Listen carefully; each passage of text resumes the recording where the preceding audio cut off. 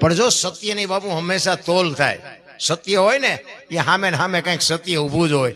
એક ગામમાં નગર શેઠ રહેતા હતા ને, એ નગર શેઠને એવો ટેક હતી, એવો નિયમ હતો કે ગામમાં કોઈક ફેરીઓ આવે અને એની બોણી ન થઈ હોય તો મારે બોણી કરાવી, એ મારી ટેક છે. હવે ધૂમ બાવા ઓલો રાડું પાડતો પાડતો નીકળો એટલે નગર શેઠ સમજી ગયા કે ધૂમ બાવા કોઈ લે નહીં અને આની બોણી થઈ ન હોય. બોલાયો એ કાંઈ શું વેચે એ કે ધૂમ બાવા. તે કે ધૂમ બાવા લે કોઈ?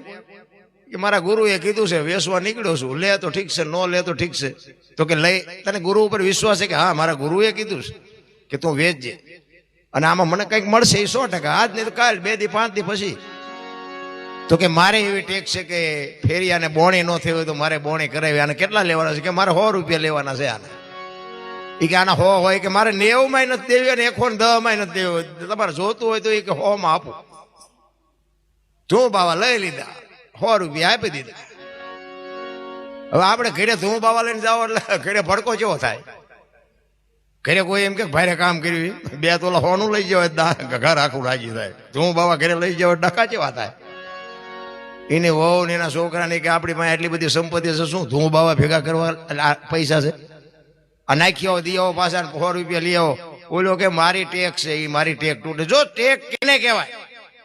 સત્ય નહીં બાબુ, પરીક્ષા તો થવાની, પણ ટેક એને કહેવાય કે જીવ જાય પણ માણસ છટકે નહીં અને છોડે નહીં, એને ટેક કહેવાય. એનું બૈરું કે છે, એનો છોકરો કે છે કે આ ધંધો નથી કરવાનો, રૂપિયા લઈ આવો. ઈ કે ઈ મારાથી નહીં બને, તમારે મને રોટલો દેવો હોય તો ભલે, ન દેવો તો ભલે, મારી ટેક છે, એ મારી ટેક છે. રસોઈ ન બનાવીને ઉપલા માળમાં જઈને હુઈ ગયો. રાત પડીને બાપુ એક બેન આવી, હુઈ ગયા પછી રાતે ઊંઘમાં જામેલો અને એમાં બેન આવી અને કીધું કે શેઠ જાગો છો? તો કે હા. એ કે હું જાઉં છું તમારા ઘરમાંથી. એ કે જાવ એનું તો બરોબર છે, પણ તમે સો કોણ? એ કે હું લક્ષ્મી છું તારા ઘરની, અને તું આ ધૂમ બાવા ભેગા કરી તો મારે અહીં રહીને શું કામ છે? લક્ષ્મીજીને કીધું કે રહેવું હોય તો તમારું ઘર છે ને જવું હોય ડેલો ઉગાડો છે, મારી ટેક નહીં તૂટે. છે તૈયારી આપણી? આપણા ઘરમાંથી એક 10 ની નોટ ખિસ્સામાંથી પડી જાય, આખા ઘરને હળીએ ચડાવી.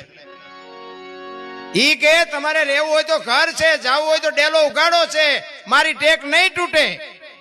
લક્ષ્મી ગઈ, બીજે દી હૂતો તો અને 2 બાયું આવી. કીધું કે અમે જઈએ છીએ. કે કોણ છો? કે અમે રીધિન સીધી છીએ. એ કે રહેવું હોય તો ઘર છે ને જવું હોય તો તમે ઉપડો. રીધિન સીધી બે નીકળી ગયા. ત્રીજા દિવસે બાપુ એક સ્ત્રી અને એક પુરુષ આવે ને કીધું કે અમે જઈએ છીએ. કે તમે કોણ છો?